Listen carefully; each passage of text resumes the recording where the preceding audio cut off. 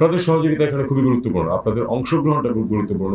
সেটা হলো যে আমরা চাই একটি নির্বাচন হোক যেটাতে মানুষ তার ইচ্ছা মতো ভোট দিতে পারবে। আমরা অলরেডি জানি অনেক ক্ষেত্রে যে কারা কি নমিনেশন দিচ্ছেন সেগুলো তালিকাও বেরিয়ে গেছে। আগামী ফেব্রুয়ারির 12 তারিখে নির্বাচন হচ্ছে, সবাই এটাতে, সব রাজনৈতিক দল এটাতে অংশগ্রহণের প্রস্তুতি নিচ্ছে এবং আমরা আশা করি যে খুব উৎসবমুখর পরিবেশে এই নির্বাচন অনুষ্ঠিত হবে।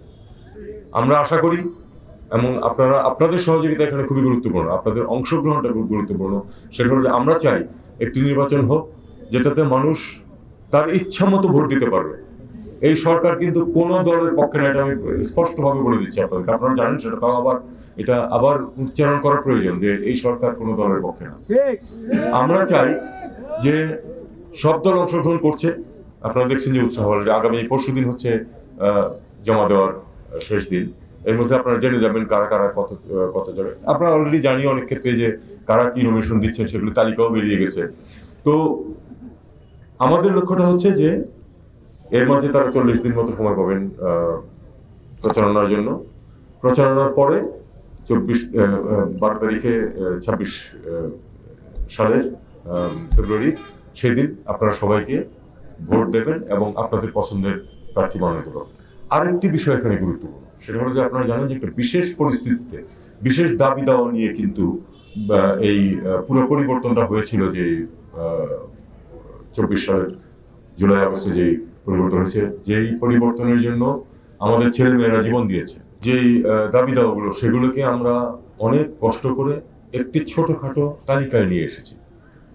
100% যে তার মধ্যে প্রতিফলিত হয়েছে তা না, কিন্তু যতটুকু সম্ভব মেজর জিনিসগুলি সব নিয়ে আসা হয়েছে এবং সেটা প্রথমবারের মতো জনগণের সামনে হাজির করা হবে যে আপনারা এটা চান কি চান না, আপনার মতামত কি প্রস্তাবিত পরিবর্তনের পক্ষে। কারণ দেশ স্বাভাবিক লাইন থেকে অনেক সরে গিয়েছিল, সেটাকে আবার যথাযথ স্থানে নিয়ে আসা, আপনাদের অধিকার যাতে আবার কেউ এসে অধিকার থেকে বঞ্চিত করতে না পারে, সে ধরনের একটা পরিবেশ সৃষ্টির জন্য এগুলো করা হয়েছে।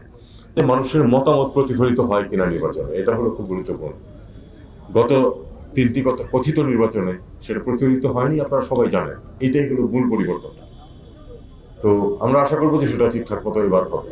আর এই যে ভোটের গাড়ি, এটার উদ্দেশ্যটা হচ্ছে যে প্রথমত উদ্বুদ্ধ করা সবাইকে, কারণ অনেকেই কোনোদিন ভোট দিতে যায়নি, তাদেরকে বুঝিয়ে দেয় যে আপনার মতামত গুরুত্বপূর্ণ, কাজে আপনি ভোট দিতে আসুন। এবং একটু পদ্ধতিটাও বুঝিয়ে দেওয়া, যেহেতু এখানে একটা গণভোটের প্রশ্ন আছে, আপনি আসলে দুটো ব্যালটে ভোট দেবেন। একটা খুব ছোট অথবা না রঙিন ব্যালট, আর একটা নর্মাল ব্যালট আমরা সবসময় যেটা দেখে আসছি, সেটাতে আপনার প্রার্থীদের নাম থাকবে, সেখানে আপনি ভোট দেবেন।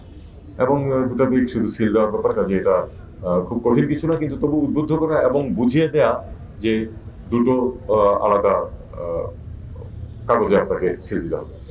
আমরা চাই বিপুল সংখ্যক অবজারভার থাকুক, যাতে করে নির্বাচনের সময়ও যেন কেউ কোনো গন্ডগোল করার সুযোগ না পায়। এছাড়াও আপনারা জানেন যে বডি ক্যামের ব্যবস্থা করা হচ্ছে অনেক বাইরে অন্তত দেখার জন্য, যাতে করে কেউ কোনো গন্ডগোল করতে যদি কেউ চেষ্টা করেও তাকে যেন অবিলম্বে ধরা যায়। আরেকটি কথাও নির্বাচন কমিশন বলেছে ইতিমধ্যে, আমার দায়িত্ব না সেটা বলা, কিন্তু তাদের কথাটা আমি বলি, সেটা হলো যে তারা যদি কোনোখানে সমস্যা দেখে সেখানে কিন্তু নির্বাচন তারা স্থগিত করবে।